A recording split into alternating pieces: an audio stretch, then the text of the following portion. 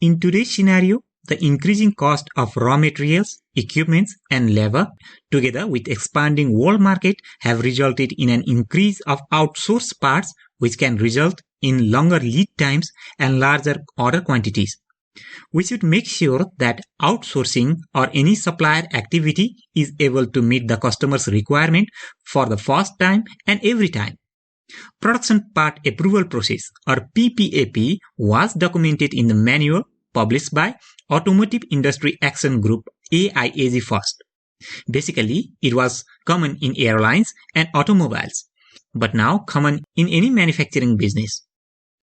Production Part Approval Process or PPAP is the industry standard that ensures engineering design and product specification requirements are met. Through the PPAP guideline, suppliers and customers understand the requirements to obtain part approval of supplier manufactured goods. PPAP is one of the 5 core tools. It is basically a supplier job. The customer may request a PPAP at any point during the life of the product.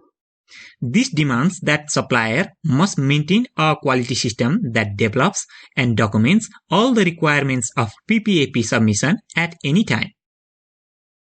So what are the reasons for PPAP submission, or what are the reasons of production part approval process? The first reason is to make sure that supplier has met and understood customer's requirement and is ready for production, and to ensure that supplier can meet those requirements. This includes customer engineering design specification and requirements that the process is consistently producing good in desired rate and quality. Talking about the benefits, PPAP assures that parts supplied conforms to the customer's requirement. A stable process and controlled product and process changes do not affect the quality of the product or process.